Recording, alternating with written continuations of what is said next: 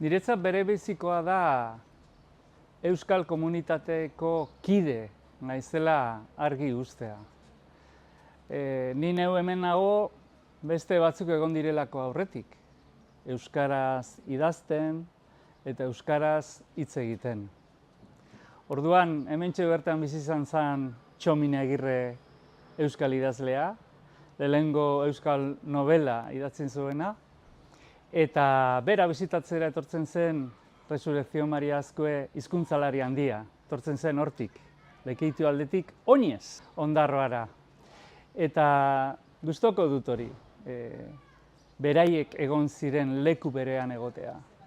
Beraiek bizi izan zuten tradizio bera nik sentitzea, bizitzea eta ahalegintzea mundura eramaten.